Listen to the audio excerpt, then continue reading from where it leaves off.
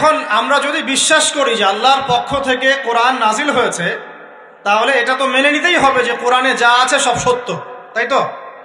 আল্লাহ পাক কি মিথ্যা বলতে পারেন? নাউযুবিল্লাহ। এখন কোরআন এবং হাদিসের অনেক বিষয় আমরা প্রমাণ করতে সক্ষম হই আমাদের ক্ষুদ্র জ্ঞানে। আবার এমন অনেক বিষয় আছে যেগুলো আমরা আমাদের ক্ষুদ্র জ্ঞানে প্রমাণ করতে পারি না। যেমন ফেরেশতার অস্তিত্ব কি আমরা প্রমাণ করতে পেরেছি? আপনি কি ল্যাবে প্রমাণ করতে পারবেন?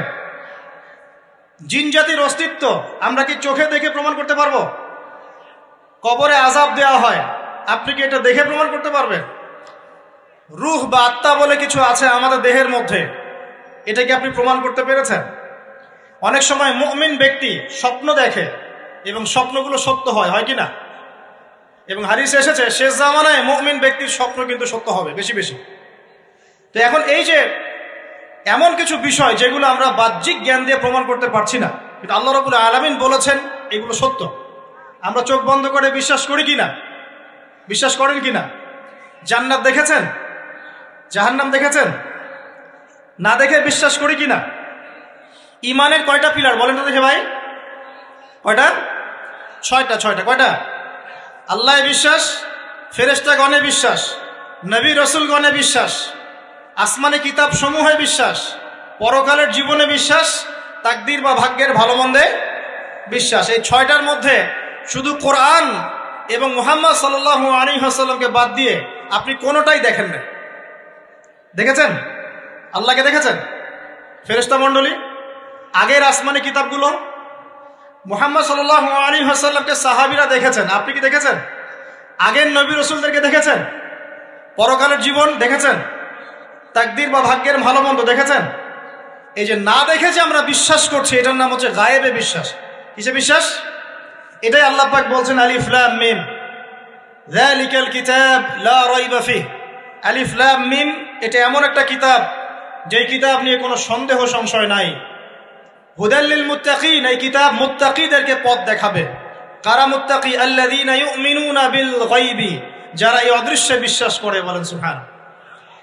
আল্লাহ পাকের আদেশ পালন করার নিমিত্তে, তার ইবাদত করার নিমিত্তে আমরা আল্লাহ পাকের এই আদেশগুলোকে না দেখেই বিশ্বাস করি। এখন কিছু মানুষ বলতে পারে তাহলে এগুলোর বৈজ্ঞানিক ব্যাখ্যা কি? উত্তর হচ্ছে এই যে কোরআন এবং হাদিসের সবকিছুকে বৈজ্ঞানিক ব্যাখ্যার মানদণ্ডে উত্তীর্ণ হয়ে আসতে হবে জরুরি না এটা। কারণ বিজ্ঞানের অনুসিদ্ধান্তগুলো সময়ে সময়ে বদলে যায়। আল্লাহ রাব্বুল আলামিনের বিধান কখনো বদলাবে না ইনশাআল্লাহ। কথা কি বুঝতে পারছেন? আর আল্লাহ রাব্বুল আলামিন আমাদেরকে অসীম জ্ঞান দিয়ে সৃষ্টি করেন নাই, ক্ষুদ্র জ্ঞান দিয়ে সৃষ্টি করেছে। আমরা আমাদের ক্ষুদ্র জ্ঞানে এতটুকু প্রমাণ করতে পারবো না। ভালো করে বোঝেন, আমরা আমাদের ক্ষুদ্র জ্ঞানে এতটুকু প্রমাণ করতে পারবো না যে আগামীকাল আপনার সাথে কি ঘটবে। বলতে পারবেন? কেউ পারবে? তো যে মানুষ তার সাথে আগামীকাল কি ঘটবে সেটাই বলতে পারছে না, সেই মানুষ কি আল্লাহ রাব্বুল আলামিনের এই মহাবিশ্বের অসীম জ্ঞানের অতল তলে ডুব দিতে পারবে? আমি বলছিলাম ইমানের 6 পিলার কি আপনি চোখে দেখেছেন? তারপরে বিশ্বাস করি কিনা ভাই? আচ্ছা, এখন আমরা এই জায়গায় ছিলাম যে আল্লাহ পাকের জ্ঞানটা অসীম। আল্লাহ পাকের জ্ঞান কি ভাই? আমি অসীমের একটা উদাহরণ দিয়ে বোঝাচ্ছি। মনে করেন এখানে আমরা যারা উপস্থিত আছি, আমরা সবাই জান্নাতে চলে গেলাম, মনে করেন, আল্লাহ কবুল করুন। জান্নাতে যাওয়ার পরে কি সময় শেষ হয়ে যাবে, না সময় আরো চলতে থাকবে? আচ্ছা, জান্নাতে যাওয়ার পরে 1 কোটি, 2 কোটি, 5 কোটি, 10 কোটি, 100 কোটি বছর পর এই জান্নাতীরা কি করবে, কি খাবে, কোথায় ঘুরবে, কোথায় ফিরবে, আল্লাহ রাব্বুল আলামিন এখনই সেটা জানেন। আলহামদুলিল্লাহ, বলেন আল্লাহু আকবার। আল্লাহকে চিনি একটু, আল্লাহ পাক এখনই সেটা জানেন, এই মুহূর্তে জানেন। যদি এখানে কোনো ভাই থাকেন, ফর এক্সাম্পল অমুক ভাইয়ের নাম আব্দুল্লাহ, এই ভাই মনে করেন জান্নাতে যাবেন ইনশাআল্লাহ, কথার কথা বলছে, কথার কথা। এখন তিনি জান্নাতে যাওয়ার 100 কোটি বছর পরে কোন হুরের সাথে কোথায় ঘুরে বেড়াবেন আল্লাহ পাক এখনই তা জানেন। আল্লাহ পাককে চিনতে শিখুন। আবার আমাদের মধ্যে আল্লাহ না করুক কেউ যদি জাহান্নামে যায়, সে ব্যক্তি জাহান্নামে যাওয়ার কোটি কোটি বছর পর কি আযাব ভোগ করবে আল্লাহ পাক এখনই এই মুহূর্তে সেটা জানেন। আলহামদুলিল্লাহ। এবং আগেও জানতেন। আল্লাহ পাকের কোনো শুরু নাই, আল্লাহ পাকের কোনো শেষ নাই। আল্লাহ পাকের কোনো শুরু নাই, আল্লাহ পাকের কোনো শেষ নাই। এমন নয় যে আল্লাহ পাক আমাদেরকে সৃষ্টি করে সৃষ্টিকর্তা হয়েছেন, রিজিক দাতা হয়েছেন, পালন কর্তা হয়েছেন, এমন নয়। সৃষ্টি করার আগে থেকেই আল্লাহ পাক সৃষ্টিকর্তা, পালনকর্তা, রিজিক দাতা সবকিছুই ছিলেন। বলেন আল্লাহু আকবার। আল্লাহ পাক একজন, তার কোনো শরীক নাই। আল্লাহ রাব্বুল আলামিনের জ্ঞান অসীম। এটার উদাহরণ হাদিসে দেয়া হয়েছে এভাবে যে মূসা এবং খিদির আলাইহিস সালাম নৌকায় সফর করছেন, একটা পাখি এসে নদী থেকে এক ফোঁটা পানি খেয়ে চলে গেল।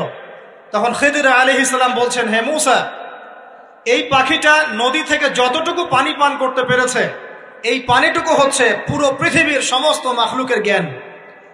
আর এই পুরো নদীতে যত পানি আছে, এই সাগরে যত পানি আছে, এগুলো হলো আল্লাহ রাব্বুল আলামিনের জ্ঞান। আমি কি বুঝাতে পারছি ভাই? এখন সেই আল্লাহ রাব্বুল আলামিন যখন কোনো বিষয়কে সত্য বলবেন, সেটা সত্য কিনা? আল্লাহ পাক এখন বলছেন, আমি জিন আর মানব জাতিকে শুধু আমার ইবাদত করার জন্য সৃষ্টি করেছি। তার মানে জিন সত্য কিনা? আচ্ছা, একটু বলে দেই, মানুষের মধ্যে যেমন ভালো মন্দ আছে, জিন জাতির মধ্যেও কি আছে? ভালো মন্দ আছে। দুষ্ট জিন মানুষের ক্ষতি করার চেষ্টা করে। কি করে ভাই? এবং দিন দিন কিন্তু এর প্রভাবটা বাড়ছে। তো এখান থেকে বাঁচার জন্য কিছু প্রোটেকশন আগে বলে দেই, তারপর সামনে যাই। প্রত্যেক দিন সকালে এবং সন্ধ্যায় 3 বার করে সূরা ইখলাস পড়বেন। কুল হুয়াল্লাহু আহাদ, আল্লাহুস সামাদ, লাম ইয়ালিদ ওয়া লাম ইউলাদ ওয়া লাম ইয়াকুল লাহু কুফুয়ান আহাদ। সকালে সন্ধ্যায় কয়বার? 3 বার। আর 3 বার পড়বেন সূরা ফালাক, কুল আউযু বিরাব্বিল ফালাক, এই সূরা। আর 3 বার পড়বেন সূরা নাস, কুল আউযু বিরাব্বিন নাস। এটা প্রত্যেক ফরজ নামাজের পর একবার করে পড়বেন আয়াতুল কুরসি। আয়াতুল কুরসি কোন সূরা আছে? কত নম্বর আয়াত? মাশাআল্লাহ, 255। আল্লাহু লা ইলাহা ইল্লা হুয়াল হাইয়ুল কাইয়্যুম, এখান থেকে শেষ পর্যন্ত। আর কি করবেন? রাতের বেলা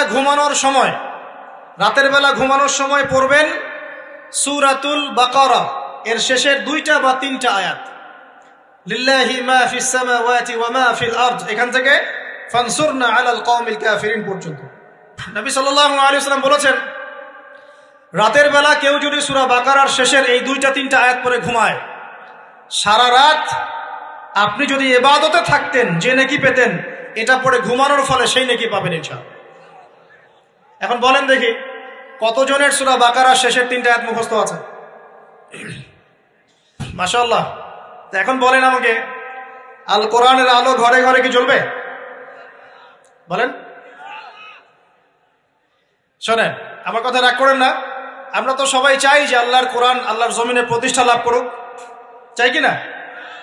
তাহলে সবার আগে নিজের মধ্যে কোরআন কায়েম করতে হবে। কোথায়?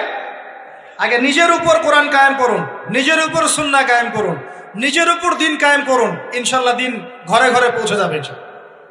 প্রত্যেক ঘরের মানুষ এই নিয়াত করতে পারি কি ইনশাআল্লাহ যে আমরা সবাই কোরআন পড়া শিখবো ইনশাআল্লাহ? কোরআনের বাছাই করা কিছু আয়াত অন্তত মুখস্থ করবো ইনশাআল্লাহ। পুরা কোরআন তোমাদেরকে মুখস্থ করতে বলছি না, হয়তো অনেকে পারবে না, যারা পেরেছে তারা সৌভাগ্যবান, আলহামদুলিল্লাহ। কমপক্ষে সূরা বাকারার শেষের 3টা আয়াত পারবো না ভাই? আয়াতুল কুরসি পারবো না? সূরা ফালাক, সূরা নাস, সূরা ইখলাস, সূরা কাফিরুন, সূরা হাশরের শেষের 3টা আয়াত, সূরা কাহাফ এর প্রথম 10 শেষ 10 আয়াত, সূরা কাহাফ প্রথম 10 শেষ 10 আয়াত, সূরা সাফফাত এর প্রথম 10 আয়াত, সূরা আর রহমান, সূরা ইয়াসিন, সূরা মুলক। এই যে কমন জিনিসগুলো, এগুলো মুখস্থ করতে পারবো না ভাই ইনশাআল্লাহ? আল্লাহ পাক সবাইকে তৌফিক দান করুন, বলি আমিন। আর এখন যারা বিয়ে শাদী করেন নাই, নিয়াত করেন যে আপনাদের ঘরে যে সন্তান আসবে, আচ্ছা সন্তানের আগে বউয়ে আসে নাকি? আচ্ছা, যারা বিয়ে শাদী করেন নাই নিয়াত করেন, দিনদার, মুত্তাকি, পরহেজগার, কোরআনওয়ালা মেয়ে ছাড়া বিয়ে করার দরকার নেই। বাস বাস বাস বাস বাস। শোনেন, এর মানে এই নয় যে খালি মাদ্রাসার মেয়েদেরকে বিয়ে করবেন, বরং এমন অনেক দিনী বোন আছেন আমাদের, স্কুল কলেজ ইউনিভার্সিটিতে পড়েন, তারা অনেক বেশি দিন চর্চা করেন। মাশাআল্লাহ। আমি বলেছি কোরআনওয়ালা, দিনদার, পর্দাশীল নারী বিয়ে করবেন। এবং দ্বিতীয় নিয়াত করেন, যে সন্তানই হবে কমপক্ষে একটা সন্তানকে হাফেজে কোরআন বানাবেন ইনশাআল্লাহ, একটা সন্তানকে আলেম বানাবেন ইনশাআল্লাহ। আপনার মেয়ে হলে সেই মেয়েকে আয়েশা রাদিয়াল্লাহু আনহার মতো বানান ইনশাআল্লাহ। আপনার ছেলে হলে আপনার ছেলেকে আবু বকর, ওমর, ওসমান, আলী রাদিয়াল্লাহু আনহুম আজমাইন তাদের আদর্শে করে তোলেন ইনশাআল্লাহ। পারা যাবে না ভাই? যখন ঘরে ঘরে কোরআনওয়ালা মানুষ তৈরি হবে না, আল্লাহর জমিনে আল্লাহর দিন এমনি প্রতিষ্ঠা হয়ে যাবে ইনশাআল্লাহ। বাতিল কোন দিক পালিয়ে যাবে ঠিক নাই? সবকিছু শেষ আছে না বলেন তো? সবকিছু শেষ আছে। নমরুদ আছে না নাই? দুনিয়াতে আছে। মানুষ তার নামও স্মরণ করে। যখন সে দুনিয়া ছিল মনে হচ্ছিল দুনিয়াটাই তার, তখন মনে হচ্ছিল কি দুনিয়াটাই নমরুদের। ফেরাউন দুনিয়া আছে না নাই? আছে। তার নামও কি মানুষ স্মরণ করে? যখন ফেরাউনের রাজত্ব ছিল, যুগ ছিল, তখন মনে হতো যে পুরো দুনিয়াটাইও। কথা বুঝতে পারছেন না? এরকম প্রত্যেক যুগে যুগে। আজ জাতির নাম শুনেছেন? আজ জাতি এই তাল গাছের সমান লম্বা চওড়া ছিল এক একজন। বিশ্বাস করছেন না? তাল গাছের সমান লম্বা চওড়া ছিল এবং পাহাড় কেটে কেটে তারা বাড়িঘর নির্মাণ করত। তাদের কাছে আল্লাহ পাক নবী হিসেবে পাঠিয়েছিলেন হুদ আলাইহিস সালামকে। কোন নবী? সূরা হুদ পড়ে দেখবেন। আপনি যদি কবিতা, সাহিত্য, ছন্দ এগুলো পছন্দ করেন তাহলে সূরা হুদ আপনার জন্য। সুবহানাল্লাহ। আপনি যদি কবিতা, সাহিত্য, ছন্দ, বালাগাত পছন্দ করেন, সূরা আর রহমান আপনার জন্য, সূরা হুদ আপনার জন্য, সূরা শুআরা এগুলো আপনার জন্য। এত চমৎকার কাব্যিক বিন্যাস আছে, কবিতার ছন্দে ছন্দে উপন্যাস ব্যাখ্যা করা হয়েছে বলে। সুবহানাল্লাহ। মানুষ তো কোরআনকে মূল্যায়ন করে না। আমি লাস্ট জুমার খুতবার একটা লেকচারে বলেছিলাম, সূরা ইউসুফ, এই যে এখন সারা বিশ্বে অর্থনীতি নিয়ে যে কত কথা হচ্ছে, অর্থনৈতিক সংকট, এইটা সেটা বলা হচ্ছে না, সবার ঘরে ঘরে এগুলো আলোচনা হয় তো মাশাআল্লাহ। আপনি বিশ্বাস করেন সূরা ইউসুফের মাত্র 4টা আয়াতের মধ্যে আল্লাহ পাক এই পুরো বিশ্বের অর্থনৈতিক সমস্যার সমাধান দিয়ে দিয়েছে। বলে দিব কি সমাধান? পরে বলছি। আগে আপনাদের এই পয়েন্টটা শেষ করি। ঘরে ঘরে কোরআনওয়ালা মানুষ তৈরি হবে তো ইনশাআল্লাহ। আল্লাহ কবুল করুন, বলি আমিন। কোরআনের এই বিশেষ সূরাগুলো মুখস্থ করতে পারবো তো ইনশাআল্লাহ ভাই? এগুলো নিয়মিত চর্চা করলে আপনাকে দুষ্ট জিন, জাদু, বদনজর এগুলো গ্রাস করবে না ইনশাআল্লাহ। আরেকটা বইয়ের নাম বলে দেই, বই কিনবেন। আমি যে প্রত্যেকটা লেকচারে একটা একটা করে 2টা করে বইয়ের নাম বলি, বইগুলো কিনবেন আল্লাহর রাস্তায়। আজকে শুধু একটা বইয়ের নাম বলবো না, আজকে আমি এমন একজন রাইটারের নাম বলে দিব যে রাইটারের সবগুলো বই বাসায় কিনবেন আপনারা ইনশাআল্লাহ। যদি আপনি এই রাইটারের, এই আলেমের সবগুলো বই বাসায় রাখতে পারেন এবং চর্চা করতে পারেন, ইনশাআল্লাহ আপনি সিরাতুল মুস্তাকিমেই থাকবেন ইনশাআল্লাহ। আমি আপনার জিম্মেদার হচ্ছি ইনশাআল্লাহ। যদি আপনি পথভ্রষ্ট না হয়ে যান, এই বইগুলোতে এত চমৎকার করে গাইডলাইন দেয়া আছে, আপনি ইনশাআল্লাহ সঠিক পথেই থাকবেন। নামটা বলে দিব। সবার প্রিয় আলেম, পুরো বিশ্বের, শুধু বাংলাদেশের নয়, অন্যতম একজন প্রিয় আলেম, বিদগ্ধ আলেমে দ্বীন আল্লামা মুফতি তকি উসমানী দামাত বারাকাতুহু। নাম শুনেছেন? এই নামটা শুনেছেন? আচ্ছা, তার অনেক বই আছে, প্রায় 200, 300, 400। সবগুলা বই বাসায় কিনবেন ইনশাআল্লাহ। ইবাদত নিয়ে বই আছে, মুআমালাত নিয়ে বই আছে, তাসাউফ নিয়ে বই আছে, জিকির নিয়ে বই আছে, অর্থনীতি নিয়ে বই আছে, ওয়ার্ল্ড অ্যাফেয়ার্স নিয়ে বই আছে, প্রতিটা সাবজেক্ট ধরে ধরে বই আছে। কোথায় পাবেন? এই তো অনলাইনে অনেক বুকশপ আছে না, এগুলোতে পাবেন। বাংলা বাজারে ঢাকায় পাবেন। এগুলো অনুবাদ হয়ে গেছে আলহামদুলিল্লাহ। এবং বাংলাদেশে অনেক স্টুডেন্ট আছে তার হাতে গড়া। তাদের এলেম, তাদের আমল, তাদের আখলাক দেখলে পরকালকে চেনা যায় মাশাআল্লাহ। বই কিনতে পারবেন তো একটু ইনশাআল্লাহ? আরে ভাই, ইউনিভার্সিটির ক্যান্টিনে বসলেই তো 100 টাকা শেষ হয় আপনার। আর ক্যান্টিনে যদি বোরখাওয়ালা কাউকে নিয়ে বসেন তাহলে তো শেষ। এখন সহি প্রেম করে মানুষ। এক ভাই প্রশ্ন করেছে সেদিন, কালকেই, যে সে দিনের পথে ফিরে এসেছে কিন্তু তার গার্লফ্রেন্ডকে ভুলতে পারে না। তো বলছে, ভাই তাকে দাওয়াত দেওয়ার খাতিরে হলেও কি ফোনে কথা বলা যাবে? কি উত্তর দিব বলেন? আপনি পবিত্র হতে যাচ্ছেন কিনা? পবিত্র হতে চাচ্ছেন, পবিত্র পথে আসতে চাচ্ছেন, তাহলে অপবিত্র পথে আবার কেন ফিরে যাবেন? এগুলো কি হালাল না হারাম? আল্লাহ পাক বলেছেন, লা তাকরাবু জিনা, জিনার ধারের কাছেও যেও না, ধারের কাছেও যেও না। দেখেন, এই একই কথা আল্লাহ পাক আদম এবং হাওয়া আলাইহিস সালামকে এইরকম শব্দে বলেছিলেন, ওয়ালা তাকরাবা হাযিহি শাজারা, তোমরা এই গাছের ফল খেও না এমন নয়, তোমরা এই গাছের কাছেও যেও না। আমার কথা কি বুঝতে পারছেন? মানে এই বাঁশ অতিক্রম করে এসো না এমন নয়, এই বাঁশের কাছেও বসবো না। বুঝতে পারছেন কথা? একইভাবে আল্লাহ বলছেন ওয়ালা তাকরাবু জিনা, তোমরা জেনা করো না এমন নয়, জেনার কাছেও। ফিজিক্যাল রিলেশন তো অনেক দূরের কথা, হারাম। আপনি ফোনেও কথা বলবেন না, আল্লাহ পাক তৌফিক দান করলেন। আপনি যদি পবিত্র থাকতে পারেন ইনশাআল্লাহ তাআলা আল্লাহ পাক আপনাকে আপনার উপযুক্ত পাত্রী দিবেন ইনশাআল্লাহ। আর যদি আপনি পবিত্র থাকতে না পারেন, এমন হতে পারে হয়তো আপনি পবিত্র কাউকে পান নাই, হতে পারে কিনা? আচ্ছা প্রিয় ভাইয়েরা, বইটা কিনবেন, বইটার নাম, দোয়ার বইটার নাম হলো হিসনুল মুসলিম। কি নাম? হিসনুল মুসলিম। যদি কিনতে না পারেন ওই যে প্লে স্টোরে ঢুকেন, প্লে স্টোরে ঢুকে দেখবেন যে একটা অ্যাপস আছে হিসনুল মুসলিম। এখানে যতগুলো দোয়া আছে সবগুলো দোয়া আগামী 1 বছরের মধ্যে মুখস্থ করবেন। রাজি আছেন কিনা? আর এখানে সকাল সন্ধ্যায় পড়ার জন্য কিছু দোয়া আছে, সকাল সন্ধ্যায় পড়ার। এই দোয়াগুলো আল্লাহর ওয়াস্তে মুখস্থ করবেন, পারবেন ইনশাআল্লাহ? আল্লাহ তৌফিক দান করবেন। আমি আর একটা আমল বলে দিব, তারপর সামনে যাব। সেটা হলো 5 ওয়াক্ত নামাজ তো পড়েন মাশাআল্লাহ, নাকি? কারা কারা নামাজ 5 ওয়াক্ত পড়েন হাত তোলেন দেখি। আলহামদুলিল্লাহ মাশাআল্লাহ, হাত নামান। আর যারা নামাজ পড়েন না তাদেরকে আমি একটা হাদিস শোনাবো, একটা হাদিস শুনবেন। নবী সাল্লাল্লাহু আলাইহি ওয়াসাল্লাম বলেছেন, قال النبي صلى الله عليه وسلم بين العبد وبين الكفر والشرك ترك الصلاة। আল্লাহ পাকের বান্দা আর একজন কাফের মুশরিকের মধ্যে পার্থক্যই হচ্ছে নামাজ। আল্লাহ পাকের বান্দা মানে মুমিন মুসলিম এবং একজন কাফের মুশরিকের মধ্যে পার্থক্য কি? মান তারাকা সালাতান মুতাআম্মিদান ফাকাদ বারিয়াত মিন যিম্মাতিল্লাহ। কেউ যদি ইচ্ছাকৃতভাবে তার উপর ফরজ নামাজকে ছেড়ে দেয়, সে যেন আল্লাহ পাকের জিম্মেদারি থেকে মুক্ত হয়ে গেল। অন্য হাদিসে আছে মান তারাকা সালাতান মুতাআম্মিদান ফাকাদ কাফার। কেউ যদি ইচ্ছা করে নামাজ ছেড়ে দেয় সে ব্যক্তি কুফরি করলো। বলি নাউযুবিল্লাহ। আমরা কি কুফরি করতে চাই নাকি ভাই? নামাজের কথা বলেছি, 5 ওয়াক্ত নামাজ কারা কারা পড়েন না হাত তোলেন এবার।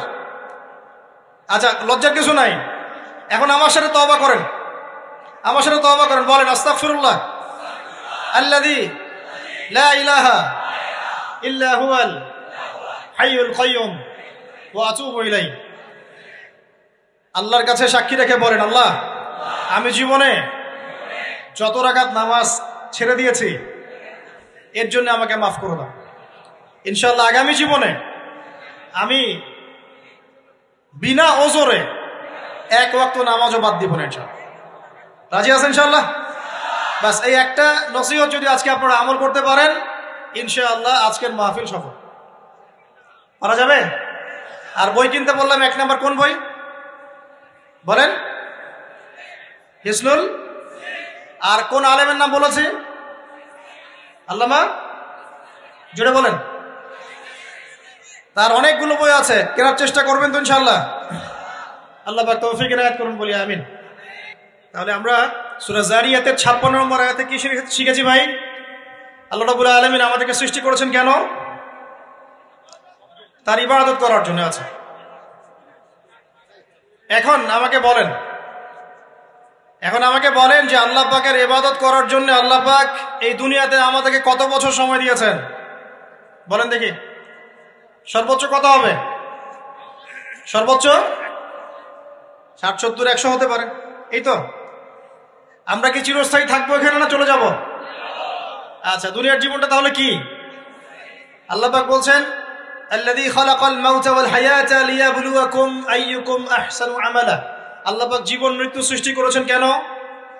আল্লাহ পাক পরীক্ষা করার জন্য যে এই দুনিয়ার জীবনে আমলে কে শ্রেষ্ঠ, আমলে কে শ্রেষ্ঠ। দুনিয়ার জীবনে আসার উদ্দেশ্য পেয়েছি আল্লাহর ইবাদত করা, এখন পেলাম আল্লাহ জীবন মৃত্যু কেন সৃষ্টি করেছেন? আমলে পরীক্ষা করার জন্য যে কে শ্রেষ্ঠ হচ্ছে। আমাদের উদ্দেশ্য কি? আমাদের উদ্দেশ্য হচ্ছে পুলসিরাত পার হয়ে জান্নাতে যাওয়া। উদ্দেশ্য কি? পুলসিরাত পার হয়ে জান্নাতে যাওয়া। সূরা আলে ইমরানের 185 নম্বর আয়াতে আল্লাহ পাক বলেছেন কুল্লু নাফসিন যায়িকাতুল মাউত, প্রত্যেকটা নফস মৃত্যুর স্বাদ গ্রহণ করবে, এরপর কিয়ামতের মাঠে তাদের আজর তাদেরকে পূর্ণ মাত্রায় বুঝিয়ে দেওয়া হবে। আল্লাহ পাক বলেন ফামান যুহজিহা আনিন নারি ওয়া উদখিলাল জান্নাতা ফাকাদ ফাজ। ওই দিন যে ব্যক্তিকে জাহান্নাম থেকে বাঁচানো হবে এবং জান্নাতে প্রবেশ করানো হবে সেই ব্যক্তি হচ্ছে সফল। কথা ঠিক কিনা? তাহলে উদ্দেশ্য পেলাম তো, আমাদের গন্তব্য পেলাম তো। আমাদের গন্তব্য কি তাহলে? জান্নাত। এখন এই দুনিয়ার জীবনে আমরা সর্বোচ্চ হয়তো 100 বছর বাঁচবো, আল্লাহ ভালো জানেন, তাই তো? এই দুনিয়ার জীবনের এই হায়াতের সবচেয়ে ইম্পর্টেন্ট টাইমটা কোনটা বলেন? সবচেয়ে ইম্পর্টেন্ট টাইম কোনটা? যৌবন কিনা? যৌবন কাকে বলে? যৌবন কাকে বলে? কত বছর থেকে কত বছর পর্যন্ত? 20 থেকে 40, বা 15 থেকে 40, বা 20 থেকে 50, এই তো? আচ্ছা, এই বয়সের মধ্যে কারা কারা আছেন হাত তোলেন দেখি। মাশাআল্লাহ, সবাই তো দেখে এই বয়সে, হাত নামান। এখন এই বয়স সম্পর্কে আগে 2টা হাদিস শোনেন, আমার দিকে তাকান, তারপরে আমি বলছি অবস্থা কি, করণীয় কি। আমি বলেছি যুবকদেরকে কিছু নসিহত করবো আজকে, নিয়াত করেছি, ঠিক আছে ভাই? আচ্ছা, যুবকদের সম্পর্কে প্রথম হাদিস, রাসূল সাল্লাল্লাহু আলাইহি ওয়াসাল্লাম বলেছেন, কিয়ামতের মাঠে মানুষ যখন উঠবে, আমরা উঠবো কিনা? আচ্ছা, নাকি উঠবো না? যারা আগুনে পুড়ে গেছে তারা উঠবে কিনা? যারা পানিতে ডুবে গেছে, যাদের লাশও খুঁজে পাওয়া যায় নাই, উঠবে কিনা? উঠবে। আচ্ছা, যখন মানুষ উঠবে তখন তাকে 5টা প্রশ্ন করা হবে। কয়টা ভাই? এই 5টা প্রশ্নের আগে সে তার পা সামনেও ফেলতে পারবে না, পিছনেও ফেলতে পারবে না। আমরা কি একটু চিন্তা করতে পারছি কত ভয়ঙ্কর হবে বিষয়টা? এই সামান্য গরমে আমাদের অবস্থা খারাপ, সূর্য সেদিন সামনে নিচে, আর মানুষ উঠে দাঁড়িয়ে আছে, তাদেরকে 5টা প্রশ্ন করা হবে। যতক্ষণ পর্যন্ত প্রশ্নের উত্তর দিতে পারছে না, সামনেও যেতে পারবে না, পিছনেও আসতে পারবে না, পা নড়াতে পারবে না। 1, তোমার পুরো জীবনটা তুমি কোন কাজে ব্যয় করেছো? উত্তর কি রেডি আছে আমাদের কাছে? আমরা কি বলতে পারবো, হে আল্লাহ, আমরা আমাদের পুরো জীবন তোমার ইবাদত করে কাটিয়েছি? 2, তোমার যৌবন স্পেশালি তুমি কোন কাজে ব্যয় করেছো? তোমার যৌবন তুমি স্পেশালি কোন কাজে ব্যয় করেছো? যুবকরা কি উত্তর দেওয়ার জন্য প্রস্তুত আছে যে আমাদের যৌবন আমরা আল্লাহর পথে কাটিয়েছি? সবাই কি বলতে পারবো? 3 নাম্বার, তোমার রিজিকের উৎস কি ছিল? কোন পথে সম্পদ অর্জন করেছো? 4 নাম্বার, কোন পথে সম্পদ ব্যয় করেছো? কোন কোন খাতে সম্পদ ব্যয় করেছো? আমরা কি আমাদের আয় এবং ব্যয়ের হিসাব দেওয়ার জন্য প্রস্তুত? 5, তোমাকে আমি যে জ্ঞান দিয়েছিলাম সেই জ্ঞান অনুযায়ী আমল করেছো কিনা?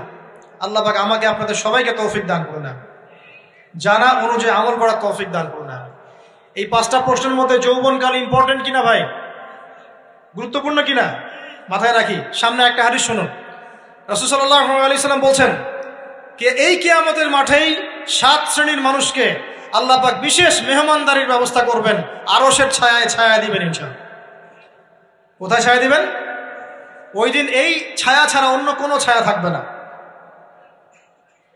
নবী সাল্লাল্লাহু আলাইহি ওয়াসাল্লাম বলছেন, তার মধ্যে প্রথম শ্রেণী হচ্ছে ইমামুন আদিল, ন্যায়পরায়ণ শাসক। ন্যায়পরায়ণ, আচ্ছা, ন্যায়পরায়ণ শাসকের একটা এক্সাম্পল দেই। মক্কার জাহেলি যুগে সাহাবীরা ঈমান নিয়ে এসেছেন, বাস তাদের উপর নির্মম নির্যাতন শুরু হয়ে গেছে, আবু জেহেল, আবু লাহাব, উতবা, শায়বা। তখন সাহাবীরা আল্লাহ রাসূলের কাছে এসে বলছেন, ইয়া রাসূলুল্লাহ, আপনি একটু বদদুয়া করেন, তাদের উপর বদদুয়া করেন, আমরা তো আর পারছি না। নবী সাল্লাল্লাহু আলাইহি ওয়াসাল্লাম বললেন, তোমরা মক্কা থেকে হিজরত করে হাবাসায় চলে যাও। কোথায়? হাবাসা। হাবাসা মানে হচ্ছে আবিসিনিয়া। আবিসিনিয়া মানে এখনকার ইথিওপিয়া, ইরিত্রিয়া। নাম শুনেছেন কি? বিশেষ কোচিং তো করছেন অনেকে। আফ্রিকা মহাদেশের একটা ছোট্ট দেশ ইরিত্রিয়া, ওখানে চলে যাও। তখন বলেছিলেন তিনি হাবাসায় চলে যাও। সাহাবীরা জিজ্ঞাসা করছেন, হাবাসায় কেন? নবী সাল্লাল্লাহু আলাইহি ওয়াসাল্লাম বলছেন, সেখানে একজন খ্রিস্টান ন্যায়পরায়ণ শাসক আছেন, যার রাজ্যে কেউ জুলুমের শিকার হয় না। কি বললাম বলেন তো? হাবাসা কে আছেন? একজন মুসলিম না খ্রিস্টান? খ্রিস্টান ন্যায়পরায়ণ শাসক আছেন, যার রাজ্যে কেউ জুলুমের শিকার, মুসলমান নন এমন একজন শাসকের প্রশংসা করে আমাদের নবীজি বললেন, তার রাজ্যে কেউ জুলুমের শিকার হয়। সুবহানাল্লাহ। সাহাবীরা সেখানে হিজরত করলেন। নেতৃত্ব দিয়েছেন জাফর বিন আবি তালিব রাদিয়াল্লাহু আনহু। সেই সাহাবী বাদশাহ নাজাশী, তার নাম ছিল বাদশাহ নাজাশী, তার সামনে দাঁড়িয়ে সূরা মারিয়াম তেলাওয়াত করেছিলেন। ওই সূরা মারিয়ামে ইয়াহইয়া, জাকারিয়া, ঈসা, তার মা, এই গল্প ঘটনাগুলো আছে। এই সূরার তেলাওয়াত শুনে বাদশাহ নাজাশীর চোখ দিয়ে পানি পড়তে পড়তে দাড়ি ভিজে গিয়েছে। সুবহানাল্লাহ। শেষে তিনি ঈমান নিয়ে আসেন, মুসলমান হন, আলহামদুলিল্লাহ। আমাদের নবীজি তার জানাজার নামাজ পড়েছিলেন, আমাদের নবীজি তার গায়েবানা জানাজার নামাজও পড়েছেন। বলেন সুবহানাল্লাহ। এখানে একটা পয়েন্ট খালি বলতে চাই, একজন অমুসলিম শাসক সম্পর্কে আমাদের নবীজি মন্তব্য করেছিলেন তার রাজ্যে কেউ জুলুমের শিকার হয় না। আর আজকের দিনে সারা বিশ্বের কোনো কোনো ক্ষেত্রে মুসলিম শাসকদের ব্যাপারেও এই কথা বলা যায় না যে তার রাজ্যে কেউ জুলুমের শিকার হয়। আল্লাহ পাক বলছেন আরশের ছায়া আমি ছায়া দিব 7 শ্রেণীর মানুষকে। কয় শ্রেণী? তার মধ্যে প্রথম শ্রেণী হচ্ছে ইমামুন আদিল, ন্যায়পরায়ণ শাসক। আল্লাহ পাক আমাদের সমস্ত শাসকদেরকে ন্যায়পরায়ণ হওয়ার তৌফিক দান করুন।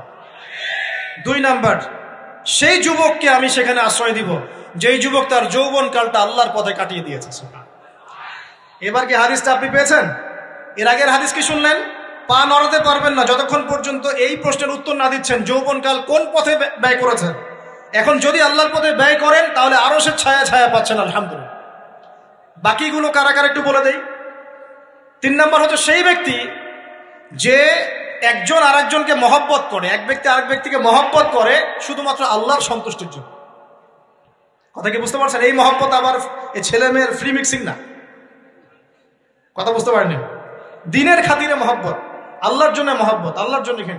4 নাম্বার এমন ব্যক্তি যে এত গোপনে দান করে যে তার বাম হাত জানে না ডান হাত কি দান করেছে। আমরা তো এখন 1 টাকা দান করলে 100 টাকা ফুটাই। ফেসবুক আছে, মারাত্মক একটা জিনিস ফেসবুক, মানে এটা মানুষকে আর মানুষ রাখে না। যে ব্যক্তি ফেসবুকে আসক্ত তার সাথে কথাবার্তা বলা, লেনদেন, চলাফেরা খুব ডিফিকাল্ট। মানে কি বোঝেন আগে কথাটা? কেন ডিফিকাল্ট? কারণ সে এত বেশি আসক্ত এখানে যে পান থেকে চুন খসলে সে আপনাকে পাবলিকলি ধুয়ে রেখে দিবে। কিছু হইলে আপনাকে ফেসবুকে টেনে নিয়ে আসবে, ফেসবুকে সবাইকে বলবে উনি আমার সাথে এই কাজ করছে। আপনি বলারও টাইম পাবেন না যে আপনি নির্দোষ। তো খুব মুশকিল না এগুলা। আল্লাহ মাফ করুক আমাদেরকে। এমন ভাবে দান করে যে বাম হাত জানে না ডান হাত কি দান করছে। 5 নাম্বার এমন ব্যক্তি যে এইটা যুবক, এটাও যুবক, যাকে কোনো সুন্দরী নারী আহ্বান করছে জিনার জন্য, সুন্দরী উচ্চ বংশের নারী, যে আসো আমার সাথে জেনা করো। ওই যে ইউসুফ আলাইহিস সালামের মতো, মনে আছে? ইউসুফ আলাইহিস সালামের ঘটনা মনে আছে? আচ্ছা, কিন্তু সেই যুবক বলে, সেই ব্যক্তি বলে ইন্নী আখাফুল্লাহ, আমি আল্লাহকে ভয় করি, আমি তোমার সাথে খারাপ কাজ করতে পারবো। এরকম ছেলে এবং এরকম মেয়ে এখন সমাজে খুঁজে পাওয়া যায়? হাতে গোনা, হাতে গোনা। আপনি অনলাইন ঘাটাঘাটি করেন, গুগল করেন, ক্রস চেক করেন, দেখবেন বাংলাদেশের 25 বছরের কম বয়সী ছেলে আর মেয়েদের জেনার হার কত আপনি বের করে দেখেন। 25 বছরের কম যে যুব সমাজ আমাদের সামনে আছে তাদের মধ্যে কত % যুবক এখন পর্যন্ত ফিজিক্যাল সম্পর্ক করেনি কারোর সাথে, আপনি খুঁজে বের করতে পারেন। শুধু ছেলেদের ক্ষেত্রে এটা নয়, মেয়েদের ক্ষেত্রেও আছে। এই যে অনার্স লাইফ পার করার আগেই বহু মেয়ে সতীত্ব নষ্ট করে ফেলছে, বহু ছেলে সতীত্ব নষ্ট করে ফেলছে। কথাগুলো কি রাগ করছেন? আমি আপনাদের ভাই এবং আমি আপনাদেরকে মহব্বত করি। আমরা জেনার পথে যাব না, আমরা হালাল সম্পর্কে থাকবো ইনশাআল্লাহ। যখন আপনি জেনায় চলে যাবেন আপনার কলব থেকে আল্লাহ নূর নষ্ট হয়ে যাবে। এটা এমন একটা পাপ যেটা করার পর মানুষ আল্লাহর সামনে মাথা তুলে দাঁড়াতে পারে না, লজ্জায় চোখ নেমে যায়, ইবাদতে স্বাদ পায় না। যখন হারাম সম্পর্কে, ফ্রি মিক্সিং, এগুলোতে মানুষ থাকে, ইবাদতে মানুষ স্বাদ পায় না। দিনের পর দিন ইবাদত করে মনোযোগ আসে না, মন লাগে না, চোখ দিয়ে একটু পানি বের হয় না, আল্লাহর জন্য কাঁদতে পারে না, কারণ মনের মধ্যে তো নূর নাই। আর যখন একটা মেয়ে বেপরদায় থাকে, অনেক ইবাদত করলেও তার এই বেপরদায় থাকার কারণে সমাজের বহু মানুষের চোখের জেনা হয়ে যায়। এতে করে ওই সব মানুষের পাপের ফল এই মেয়েটাকে ভোগ করতে হয় এবং মানুষের চোখের বদনজর লাগে, ওই মেয়ে অসুস্থ হয়ে পড়ে মানসিকভাবে, শারীরিকভাবে। আমি আমাদের যুবক ভাই এবং যুবতীদের বোনদেরকে রিকোয়েস্ট করব, আল্লাহর ওয়াস্তে চরিত্রটাকে পবিত্র রাখার চেষ্টা করুন। আল্লাহ পাক তৌফিক দান করলেন। এই যুবককে আল্লাহ পাক আরশের ছায়া ছায়া দিবেন যে একটা মেয়েকে পেয়েও আল্লাহর ভয় তাকে ভোগ করে নাই।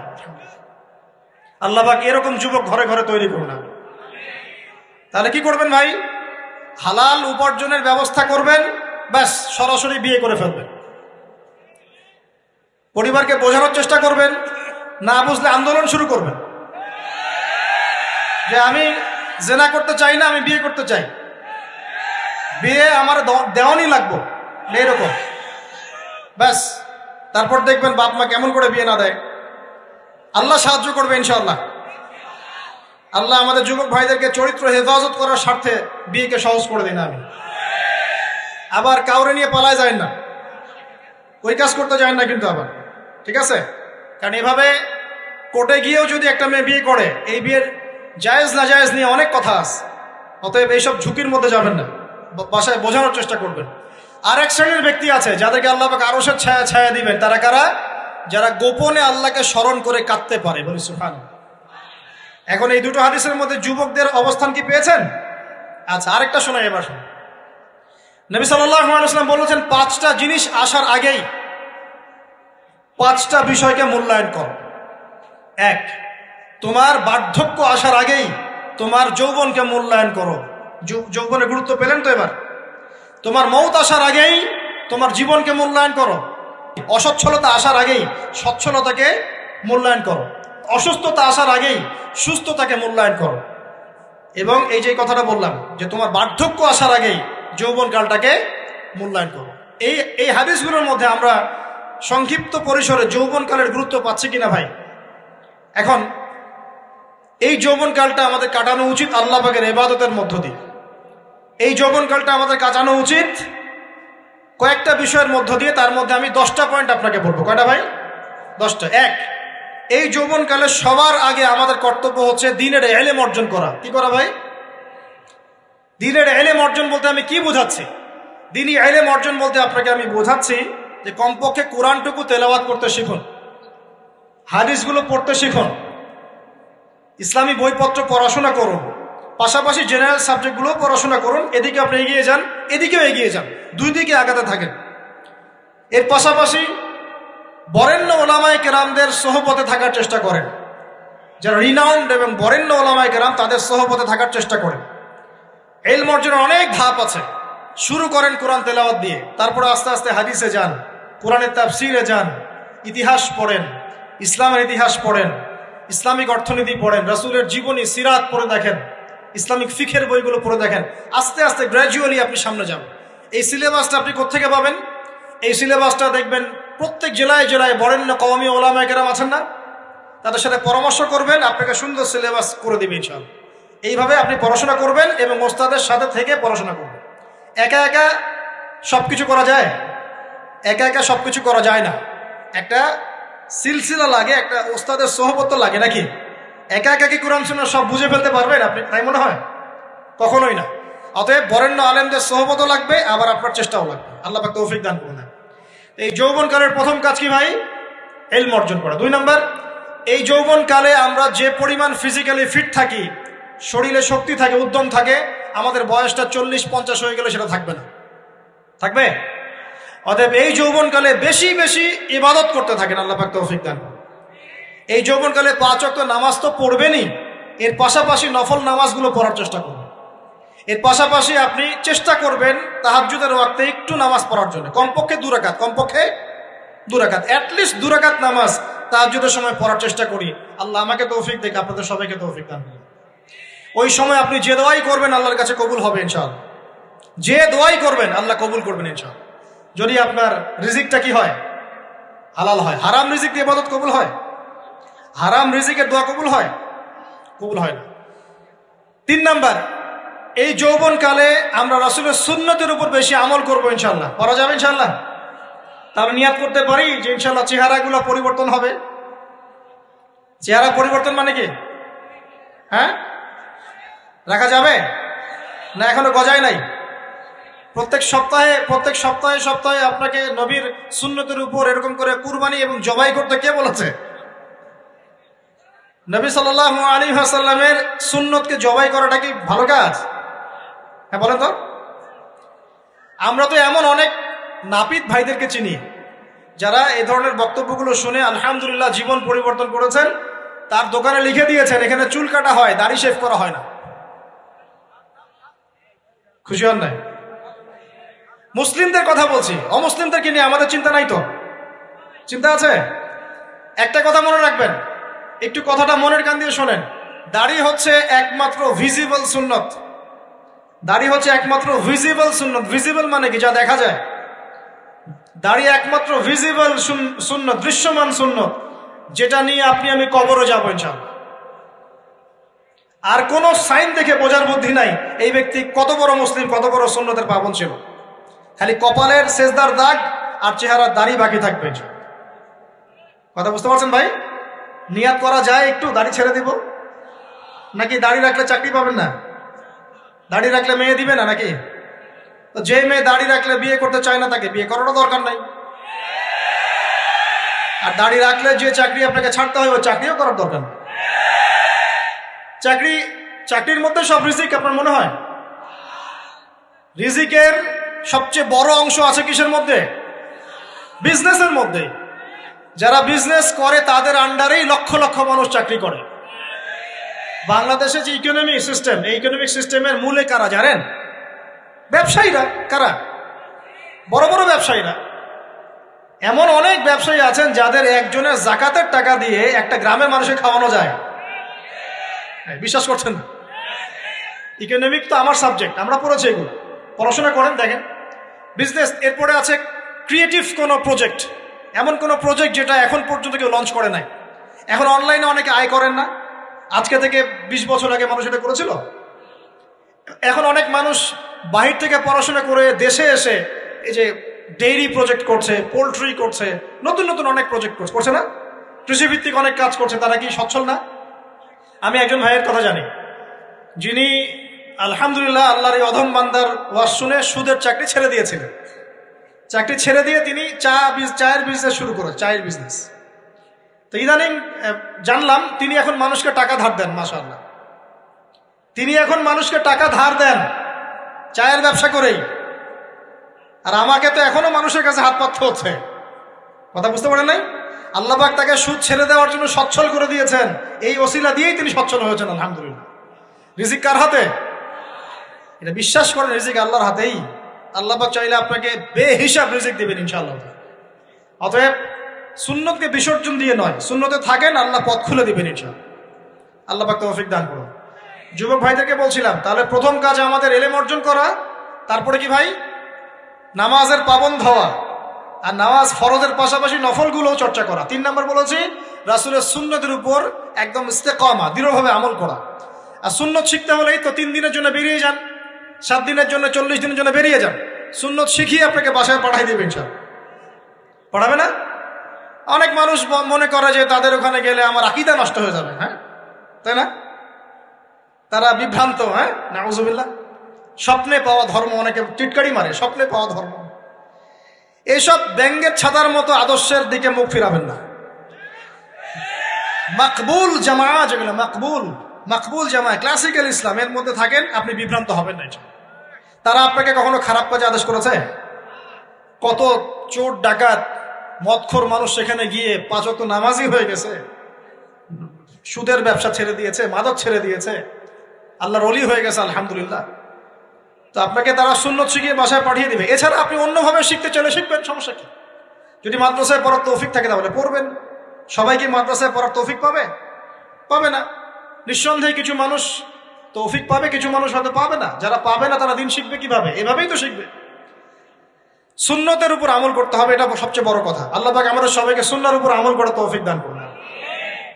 4 নম্বর ভাই, যৌবনকালে আমরা আমাদের সময়গুলোকে মূল্যায়ন করবো ইনশাআল্লাহ। কথা বুঝতে পারছি ভাই? সময় মূল্যায়ন কেমন? আপনার দিন রাতের একটা রুটিন থাকবে, এলোমেলো লাইফ লিড করবেন না। এই যে আমরা, আল্লাহ মাফ করুক, আমরা এখন 3টায় 2টায় 4টায় ঘুমাই, 12টা 1টা 2টায় উঠি, নাউজুবিল্লাহ। এতে করে কি আমাদের রুটিন লাইফটা ঠিক আছে? আমাদের খাওয়ার ঠিক নাই, আমাদের ঘুমের ঠিক নাই, আমাদের মানে খাবারের যে অভ্যাস, খাদ্যাভ্যাসে ঠিক নাই। আমরা একটু খেলাধুলা আগে করতাম, সেটাও এখন করি না। সারাদিন ফোন নিয়ে বসে থাকি, আর এই যে ইউটিউব ফেসবুকে বসে থাকি। গোল হয়ে বসে লুডো খেলে। গোল হয়ে কি করে? লুডো খেলে, অনলাইনে গেমস খেলে, অনলাইনে পাবজি খেলে, ফ্রি ফায়ার খেলে। আগে তো তাও ছেলে পেলে একটু ফুটবল খেলতো, ক্রিকেট খেলতো, আমরাও তো খেলেছি। ওই সময় তাও আলহামদুলিল্লাহ আমাদের ফিজিক্যাল ফিটনেস অনেক ভালো ছিল। এখন ওগুলো বাদ দিয়ে যে মানুষ পর্নোগ্রাফি দেখছে, লুডো খেলছে, পাবজি খেলছে, ফ্রি ফায়ার খেলছে, সারাদিন অনলাইনে বসে অথর্বর মধ্যে বসে আছে, এটা কি ভালো হচ্ছে? এজন্য অ্যাটলিস্ট ফজরের নামাজ পড়ে জিকির আজগার করে পড়াশোনা করে আধা ঘন্টা 1 ঘন্টা একটু খেলাধুলা করলে কি সমস্যা? একটু ফুটবল খেলেন, দৌড়াদৌড়ি করেন, জগিং করেন, একটু ব্যায়াম করেন। আল্লাহ পাক আপনাদের যৌবনে বরকত দান করুন, আমিন। এই কাজগুলো করতে হবে কিনা? ভালো না খারাপ? করেন। আর নিয়মতান্ত্রিক লাইফ লিড করবো আমরা, নিয়মতান্ত্রিক। আমার জীবনে একটা রুটিন থাকবে, এই রুটিনের বাইরে যাব না। পড়াশোনার রুটিন থাকবে, খেলার বা এক্সারসাইজ রুটিন থাকবে, খাওয়া দাওয়ার রুটিন থাকবে, দাওয়ার রুটিন থাকবে, আমি আলেম ওলামাদের কাছে যাবো, এই রুটিন থাকবে। একটা রুটিন লাইফ লিড করবেন, এলোমেলো জীবন যাপন করবেন। আল্লাহ পাক আমাকে তৌফিক দান করুন, আপনাদের সবাইকে তৌফিক দান করুন। কয়টা বলেছি ভাই? বলেন। 6 নাম্বার, যৌবনকালে সবচেয়ে বেশি বেঁচে থাকবো নারীর ফিতনা থেকে। কি থেকে ভাই? যৌবনকালে সবচেয়ে বেশি বেঁচে থাকবো কি থেকে? একটা হাদিস বলি, নবী সাল্লাল্লাহু আলাইহি ওয়াসাল্লাম বলেছেন, মা তারাকতু বা'দি ফিতনাতান আদাররু আলা রিজালি মিনান নিসা। আমি আমার পরে, নবীজি বলছেন, আমি আমার পরে পুরুষদের জন্য নারীদের চেয়ে ভয়ঙ্কর কোন ফিতনা রেখে যাই নাই। কেমন ফিতনা? আপনি একটু অনেস্টলি বলেন তো দেখি, যে আমরা যারা পর্নোগ্রাফিতে টুকটাক আসক্ত বা এ ধরনের অনলাইনে বা অফলাইনে এই ধরনের হারাম সম্পর্কের সাথে আছি, মন থেকে কি আপনি ফিল করেন যে আল্লাহ আপনার সাথে আছেন? বলেন তো দেখি, অনেস্টলি বলেন। আপনি যখন নামাজ পড়ে বাসায় ফিরে যান, ফিরে যেতে যেতে যদি আপনার চোখে খারাপ কিছু পড়ে, আপনার মনের নূরটা নষ্ট হয়, আপনি বুঝতে পারেন না? বুঝতে পারেন না? যখন আপনি এরকম হারাম কোনো সম্পর্কে আছেন, নাউজুবিল্লাহ, আপনার মনটা যে শক্ত হয়ে গেছে, আপনি বুঝতে পারেন না? আল্লাহর ওয়াস্তে নারী জাতির ফিতনা থেকে সর্বোচ্চ দূরত্ব অবলম্বন করবেন। আল্লাহ পাক তৌফিক দান করুন। কি করব তাহলে আমরা? ওই যে বলেছি, হালাল সম্পর্ক করতে পারলে হালাল, যদি করতে না পারি সবর করবেন। কি করবেন? সবর করবেন, ভালো কাজে ব্যস্ত থাকবেন, বেশি বেশি রোজা রাখবেন। কি করবেন? বেশি বেশি রোজা রাখবেন। সোমবারে রোজা রাখবেন, বৃহস্পতিবারে রোজা রাখবেন। এভাবে আপনি আপনার জীবনটা গুছিয়ে নেন, আল্লাহ পাক প্রবৃত্তিকে নিয়ন্ত্রণ করার ক্ষমতা দিবেন ইনশাআল্লাহ। এরপরেও যদি ভুল হয়ে যায়, হতে পারে এই যুগটা ফিতনার যুগ, চরম ফিতনার যুগ। যদি কোনো ভুল হয়ে যায়, খবরদার আপনি হতাশ হবেন না। ভুল হয়ে গেলে কখনো হতাশ হবেন না। হতাশা শয়তানের পক্ষ থেকে আসে, কখনো হতাশ হবেন না। দেন ওযু করে জায়নামাজে দাঁড়িয়ে 2 রাকাত নামাজ পড়ে আল্লাহকে বলবেন, আল্লাহ আমার ভুল হয়ে গেছে, আমাকে মাফ করে দাও। পারা যাবে ইনশাআল্লাহ। জীবনে কখনো হতাশ হবেন না। জীবনে যাই হয়ে যাক না কেন, কখনো হতাশ হবেন না। মনে রাখবেন, আল্লাহ আপনার রব, আল্লাহ আপনার সাথে আছেন ইনশাআল্লাহ। অতএব নারীর ফিতনা থেকে নিজেকে বাঁচিয়ে রাখার চেষ্টা করুন, আল্লাহ পাক তৌফিক এনায়েত করুন। 7 নাম্বারটা হচ্ছে, এই সমাজ আপনাকে যেভাবে শেখায়, কিভাবে শেখায়? এই যে স্কুল, কলেজ, ইউনিভার্সিটি, চাকরি, বিয়ে, সন্তান প্রতিপালন, আর তারপর ইন্না লিল্লাহি ওয়া ইন্না ইলাইহি রাজিউন, এই তো শেখায় নাকি?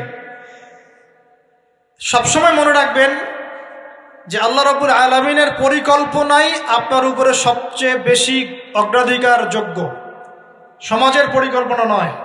পরিবার আপনাকে চাপ দিচ্ছে, চাকরি পাস না, পড়াশোনা করিস না, হ্যাঁ পড়াশোনায় কেন তুই 80 নাম্বার পাইলি না, কেন চান্স পেলি না, কবে চাকরি পাবি, কবে আমাদেরকে দেখবি, খাওয়াবি, পড়াবি, এই যে চাপগুলো চারপাশ থেকে আসে কিনা? অনেক যুবক দেখা যায় মাদকাসক্ত হয়, অনেকে দেখা যায় আত্মহত্যা করছে ইদানিং, করছে কিনা ভাই? এই শব্দটা থেকে আমি এই পয়েন্টটা আজকে লিখেছিলাম যে ভুলেও আল্লাহর প্রতি বিশ্বাস এবং তাওয়াক্কুল হারাবেন না। সমাজ যেভাবে শেখায়, সমাজ চারপাশে যে চাপ আপনাকে দিচ্ছে, এই চাপে নিজে গা ভাসিয়ে দিবেন না।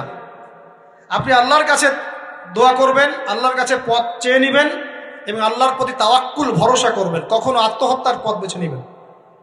কি হয়েছে? 80 নাম্বার পান নাই তো কি হয়েছে?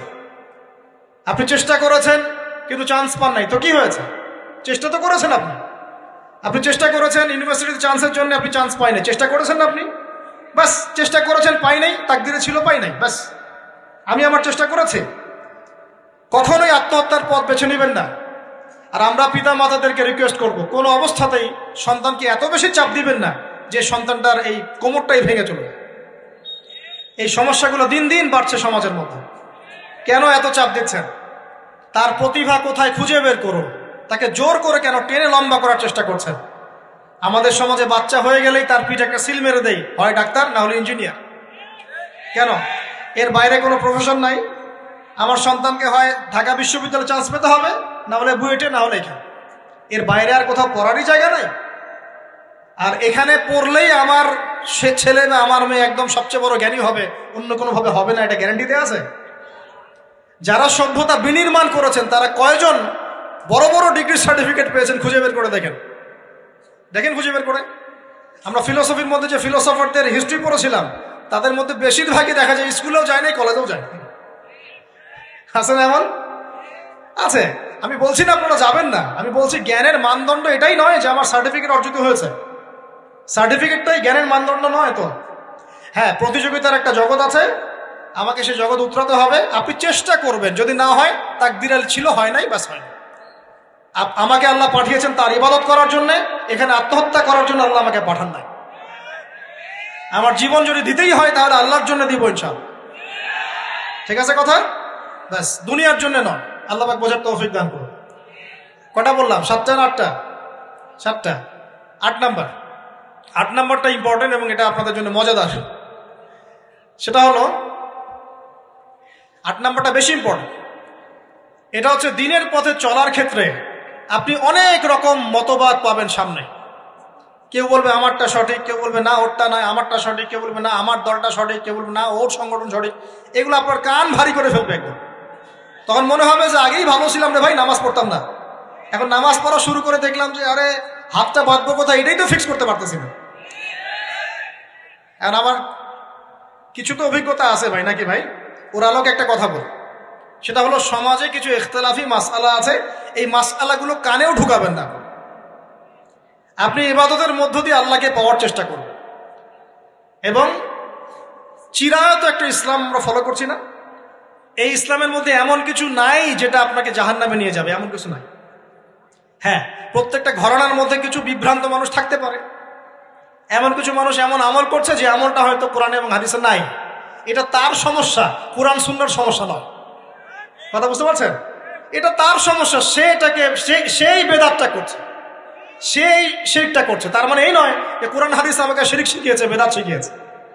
কোরআন এবং হাদিসে যেটা আছে এটা সুন্দর এবং এটা চিরায়ত একটা ক্লাসিক্যাল ইসলাম আমাদের কন্টিনেন্টে আছে, বাংলাদেশেও আছে। এখানে থাকলে আপনি বিভ্রান্ত হবেন না ইনশাআল্লাহ তাআলা।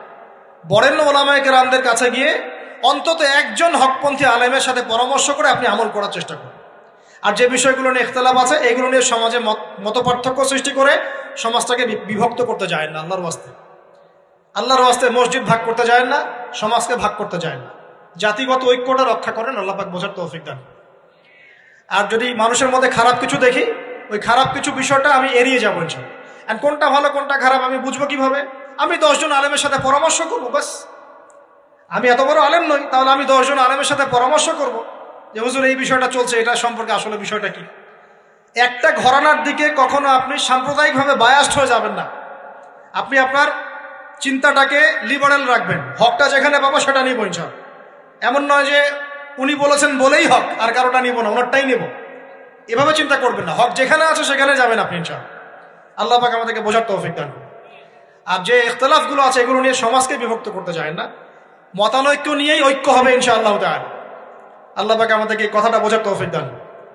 আর শেষের দুটো হলো যৌবনকালে আমরা আমাদের পরবর্তী জীবনের প্রস্তুতি গ্রহণ করবো ইনশাআল্লাহ। কারণ বার্ধক্যের জীবনে আপনি কিন্তু এই কাজগুলো এখন করতে পারছেন, সেগুলো পরে পারবেন না। অতএব এই সময়ই আপনি আপনার রিজিকের একটা অংশ সঞ্চয় করার চেষ্টা করুন, কিছু সাস্টেইনেবল অ্যাসেট করার চেষ্টা করুন, যাতে পরবর্তী বয়সে গিয়ে আপনাকে দিনের দিকে কাজ করার জন্য দুনিয়ার ফিতনায় পড়তে না হয়। আল্লাহ পাক আপনাদেরকে হালাল রিজিকের ব্যবস্থা করে দিন, আমি দোয়া করি আল্লাহুম্মা আমিন। আর সবশেষ যেটা বলতে চাচ্ছিলাম, দেখুন যৌবনকালে আমরা যা করতে পারবো অন্য সময় পারি না। তাই এই যৌবনেই ইলম অর্জন করে আল্লাহ পাকের দ্বীনের এই দাওয়াতের মেহনত আমরা শহরে শহরে, গ্রামে গঞ্জে, জেলায় উপজেলায়, প্রত্যন্ত অঞ্চলে সমস্ত জায়গায় পৌঁছে দিব ইনশাআল্লাহ। যৌবনকালে আমরা বেশি বেশি দাওয়াতি কাজ করার চেষ্টা করবো, আল্লাহ পাক তৌফিক দান করুন। যতটুকু জানেন, আপনি এতটুকু জানেন না যে নামাজ পড়তে হয় 5 ওয়াক্ত, তাহলে নিজে পড়েন, মানুষকে নামাজের দাওয়াত দেন। আপনি এতটুকু জানেন না যে ভাই সুদ খাওয়া হারাম, জানেন কি না ভাই? ব্যাস আপনি মানুষকে বলেন যে ভাই হালাল খাই, সুদ না খাই। আপনি এতটুকু জানেন না যে জেনা করা হারাম, বাস আপনি আপনার বন্ধুকে দাওয়াত দেন, ভাই জেনার দিকে যাস না এবং হারাম অ্যাফেয়ার্সে যাস না। যতটুকু জানেন অতটুকু মানুষের কাছে পৌঁছে দেন। আল্লাহ পাক তৌফিক দান করুন। যুবক ভাইদেরকে আমি এই 10টা নসিহত করলাম আছে, এই নসিহতগুলো একটু মেনে চলেন, যৌবনটা সুন্দর হবে ইনশাআল্লাহ।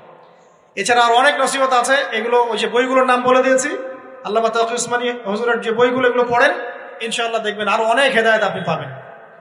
মোটা দাগে কথা হচ্ছে ইলম অর্জন করতে হবে। রাজি আছে কিনা ভাই? রাজি আছে কিনা বলেন? ইলম অনুযায়ী আমল বাড়িয়ে দিব। রাজি আছে কিনা? হকপন্থী ওলামায়ে কেরামের সাথে পরামর্শ করে চলবো। রাজি আছে কিনা? আমরা যৌবনকালে হালাল রিজিক অন্বেষণের চেষ্টা করবো। রাজি আছে কিনা? যৌবনের সময়কে বিন্যাস করে চলবো, এলোমেলো জীবনযাপন করবো না। রাজি আছে কিনা? নারীদের ফিতনা থেকে বেঁচে থাকার চেষ্টা করব। রাজি আছে কিনা? আগামী দিনের জন্য, ইসলামকে এগিয়ে নেওয়ার জন্য দাওয়াতের মেহনত করব। রাজি আছে কিনা?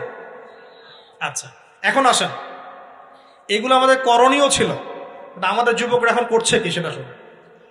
আমাদের যুবকরা এখন কিশোর গ্যাং করছে। কিশোর গ্যাং কি করছে? আপনাদের পরিবারের কর্তা যারা আছেন তাদেরকে আমি একটু রিকোয়েস্ট করবো, আপনার সন্তানের দিকে খেয়াল রাখেন। আপনার সন্তানকে যত ছোট মনে করছেন, আপনার সন্তান এখন এত ছোট নয়। কিশোর বয়সে সে এমন পাপও করে ফেলেছে যা আপনি এখনো করেন নাই। কিশোর বয়সে এমন এমন পাপ করা তার শেষ, যা আপনি এখনো চিন্তাও করতে পারেন না। অতএব সন্তানকে শুধু গায়ে গতরে বড় করলে হয় না। আমরা যে সন্তানকে মানুষ করার জন্য নিজের ঘাম ঝেড়ে দিচ্ছি, মানুষ করার অর্থ হচ্ছে ওর আত্মাটাকে গড়ে তোলা, দেহটাকে গড়ে তোলা নয়, তার আত্মাটাকে গড়ে তুলুন। সন্তান থেকে খেয়াল রাখেন। ঢাকা শহরে কিশোর গ্যাংয়ের দৌরত্বে টেকা যাচ্ছে না। রাস্তাঘাটে ছিনতাই করছে, মাদক সেবন করছে, মানুষের সম্পদ মোবাইল ধুপ করে কেড়ে নিয়ে দৌড় দিচ্ছে, এক গ্যাং আরেক গ্যাংয়ের সাথে মারামারি করছে। এগুলো শিখছে কোত্থেকে? এগুলো শিখছে আপনার ওই যে অপসংস্কৃতি দেখে দেখে। পশ্চিম থেকে, আমাদের পার্শ্ববর্তী থেকে অনেক অপসংস্কৃতি ঢুকছে ভিতরে, ওটা দেখে দেখে দেখে দেখে শিখছে কি করতে হয় না করতে। দুইটা গ্যাং তৈরি করছে, এবং সিনেমাতে যেমন দেখানো হয় সে নিজেকে ওই রকম করে চিন্তা করা শুরু করেছে। এই কনসেপ্টগুলো মানুষ পাচ্ছে কোথায়? নাটক সিনেমা থেকে পাচ্ছে। একটা দল ক্রিয়েট করেছে, সে সেই দলের নেতা হয়েছে, আরেক দল তাকে মারতে আসছে, সে আবার তাকে মারতে যাচ্ছে। এই যে জিনিসগুলো, এগুলো নাটক সিনেমায় দেখানো হচ্ছে না এখন? যুবকরা শিখছে কোত্থেকে এগুলা? বাংলাদেশের মেয়েদেরকে একসময় শেখানো হয়েছে তুমি সুন্দর না, তুমি কি না, তাদের মনে ঢোকান তুমি সুন্দর না, আরো সুন্দর হতে চাও, আরো সুন্দর হতে চাও, এই ক্রিম মাখো সুন্দর হয়ে যাবে। এই একটা কনসেপ্ট ঢুকিয়ে দিছে মাথায়, তুমি সুন্দর না, তোমাকে আরো সুন্দর হতে হবে। আল্লাহ তোমাকে যে সৌন্দর্য দিয়েছেন এটা যথেষ্ট না, অন্যরা আরো অনেক বেশি সুন্দর, তুমি সুন্দর না, এই ক্রিম মাখো সুন্দর হবে। এই করতে করতে করতে ক্রিমের ব্যবসা শুরু হলো। বাণিজ্য, সবকিছুর পিছনে কি থাকে? বাণিজ্য, আর কিচ্ছু না। তারপর শুরু হলো যে পার্লার, অমুক ক্রিম তমুক ক্রিম, অমুক সোনো, এই সেই, বাস মেয়েরা পাগল হয়ে গেল। ব্যাস নতুন নতুন আমরা আমাদের সংস্কৃতি ধারণ করে যে কাপড় চোপড় গুলো পরি, কিছু মানুষ শেখালো এর চেয়ে এই ফ্যাশনটা ভালো, এটা পরো। ব্যাস ঈদে ঈদে নতুন নতুন ফ্যাশন আসা শুরু করলো। আরে পাঞ্জাবি পায়জামা পরা তো আমাদের বাপ দাদাদেরই সুন্নত, এটা বাঙালিদেরই সুন্নত। সব বাদ দিয়ে এখন আমরা কি শুরু করেছি দেখেন তো। তো এগুলো কিন্তু মিডিয়া দিয়ে আপনাদেরকে ঢোকানো হয়, মিডিয়া থ্রু দিয়ে। আমরা দেখছি এখন যুবকরা, বহু যুবক মাদকাসক্ত হয়ে যাচ্ছেন, হচ্ছেন কিনা? কিসের এত হতাশা ভাই? কি হয়েছে? আপনার গার্লফ্রেন্ড আপনাকে ছেড়ে চলে গেছে? তা গেছে না হয়তো, কি হয়েছে ভাই? কি হয়েছে? গার্লফ্রেন্ড ছেড়ে চলে গেছে তো কি হয়েছে? আল্লাহ পাকের জমিনে কি মেয়ের অভাব নাকি? 40 জন নারীর দায়িত্ব একটা ছেলেকে নিতে হবে সে জামানায়, মানে মা, বোন, ফুপু, খালা, স্ত্রী, এই সব মিলে 40 জন কাঁধে উঠে যাবে। এখন ঘরে ঘরে মেয়েদের সংখ্যা বাড়ছে না? নবীজি বলেছেন শেষ জামানায় মেয়েদের সংখ্যা বাড়বে, ছেলেদের সংখ্যা কমবে। কমছে কিনা ছেলেদের সংখ্যা? এখন হয়তো এভারেজ 100, 104, পরে দেখবেন আরো বেড়ে গেছে। শুধু আমেরিকার হিস্ট্রি ঘেটে দেখেন, ওখানে ছেলে মেয়ের অনুপাতটা কেমন। কমছে সব জায়গাতে, আরো সামনে কমবে। তো একজন গার্লফ্রেন্ড আপনাকে ছেলে চলে গেছে, ব্যাস জীবনটা উৎসর্গ করে দিতে হবে তার জন্য? এখন কি ফেন্সিডিল, গাঁজা, ইয়াবা এগুলো সেবন করতে হবে? আপনাকে কে সৃষ্টি করেছেন ভাই? কি উদ্দেশ্যে? প্রথমে কি একটা বলেছে, কি উদ্দেশ্যে? আমাকে আল্লাহ পাঠিয়েছেন দুনিয়াতে নামাজ পড়তে, রোজা রাখতে, দিনের প্রচার করতে, দিনের জ্ঞান অর্জন করতে, এই তো। তা আমি একজন মেয়ের জন্য জীবন নষ্ট করে দিব কেন? আমি তাহলে আল্লাহর কাছে কি মুখ দেখাবো আর নবীর কাছে কি মুখ দেখাবো? ওখানে গিয়ে বলবো আল্লাহ আমি আমার অমুক প্রেমিকার জন্য আশেক হয়ে একদম জীবন দিয়ে দিয়েছি, আত্মহত্যা করেছি? গেছে ভাই, যাইতে দেন। যে ব্যক্তি আপনার অবস্থানকে মূল্যায়ন করে নাই সে আপনার যোগ্য ছিল না। এখন আপনি কি করবেন? নিজের অবস্থান উন্নত করেন, আপনার পিছনে লাইন ধরে ঘুরবে ইনশাআল্লাহ। এটাই বাস্তবতা। দুনিয়া খুব খারাপ জিনিস। মানুষ মানুষের অবস্থানকে মূল্যায়ন করে, মানুষ মানুষের অবস্থানকেই মূল্যায়ন করে, কিন্তু আল্লাহ রাব্বুল আলামিন আপনাকে সর্বাবস্থায় ভালোবাসেন। আলহামদুলিল্লাহ। এই যে আমরা এখন অনেক পাপ করছি না, আল্লাহ কি আমাদেরকে আযাব দিয়ে ধ্বংস করে দিয়েছেন? আল্লাহ পাক এখনো আমাদেরকে ভালোবাসেন, রহম করেন, আল্লাহ পাক অপেক্ষা করছেন কখন তওবা করবে, আমি তওবা কবুল করব। এই কখন আমার বান্দা খালি একবার বলে আস্তাগফিরুল্লাহ, আল্লাহ পাক সাথে সাথে মাফ করে দেবেন। আর সেই আল্লাহকে ভুলে আপনি কার পিছনে ছুটছেন? আমরা কিন্তু নিয়াত করতে পারি ভাই যে আমরা যারা ওয়াজ শুনলাম জীবনে কোনোদিন সিগারেটে হাত দিব না ইনশাআল্লাহ। রাজি আছি ভাই? অন্য বড় বড় জিনিস তো বহুত দূরের কথা। আচ্ছা, অনেকে রাজি হয় নাই কেন? আপনারা কি অলরেডি আসক্ত? আমি অনেক ভাইকে দেখেছি মাশাআল্লাহ ইফতার খুলেই একদম বেনসন টানা শুরু করে। হ্যাঁ, এটা যে হারাম আপনাদের কেউ ওয়াজ করে শোনায় নাই? এটাকে কি মনে করেন আপনারা, হারাম না হালাল? কেউ বলেছে মাকরু, নাকি মাকরু ফতোয়া দিয়েছে? মাকরুহ শব্দের অর্থ জানেন আপনি? মাকরুহ শব্দের অর্থ কি একটু শোনেন। সূরা বনী ইসরাইল খুলবেন। কোন সূরা? সূরা বনী ইসরাইল। আল্লাহ পাক বলছেন আমি বনু ইসরাইলকে এই কাজগুলো করতে নিষেধ করেছি। কোন কোন কাজ? জেনা করো না, জেনার ধার কাছে যেও না, এতিমের মাল আত্মসাৎ করো না, শিরিক করো না ইত্যাদি। যারা আলেম আছেন তারা আমার কথা বুঝবেন। এই কাজগুলোর পরে আল্লাহ পাক বলছেন যে এই প্রত্যেকটা কাজ আল্লাহর কাছে মাকরুহ, অপছন্দের। কিসের?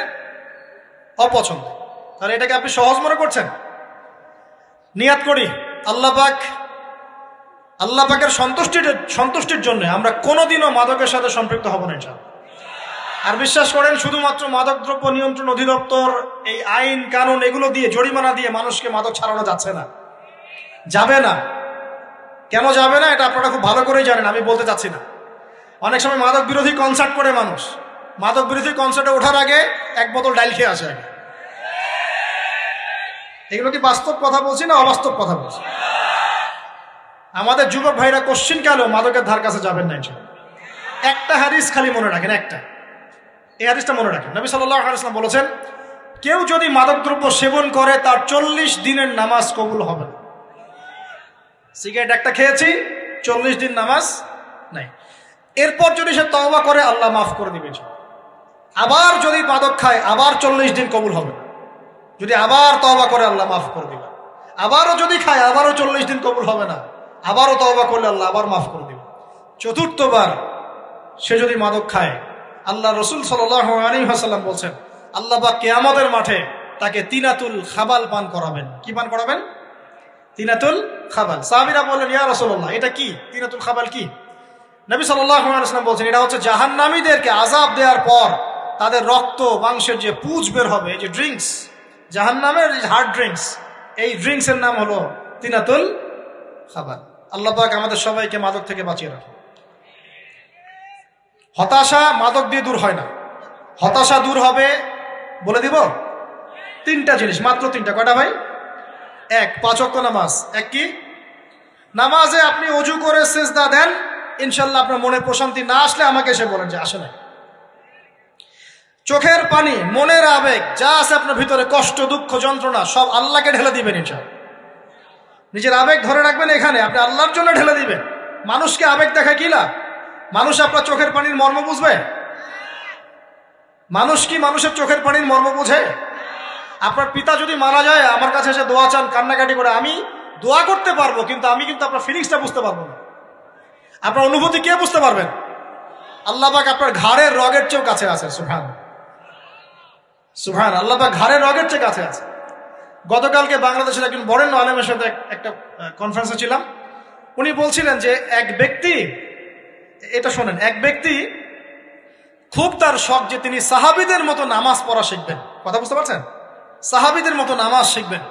তো একজন বরেণ্য আলেমের কাছে এসেছেন, এসে বলছেন যে আমাকে সাহাবীদের মতো নামাজ শিখিয়ে দেন। তখন সেই আলেম আরেকজন আলেমের সন্ধান দিয়েছেন যে তুমি তার কাছে যাও, তিনি শেখাবেন। তো সেই ব্যক্তি একটু অবাক হয়েছেন, কারণ যাকে প্রশ্ন করেছিলেন তিনি অনেক বড় মুহাদ্দিস, আর যার কাছে পাঠানো হচ্ছে তিনি অত বড় মুহাদ্দিস নন, কিন্তু আবেদ, আমল করেন। তাকে গিয়ে বলছেন উনি আমাকে পাঠিয়েছেন সাহাবীওয়ালা নামাজ শিখিয়ে দেন। তখন তিনি বলছেন ঠিক আছে, সুন্দর করে উজু করে আসো, সুন্দর করে উজু করে আসো।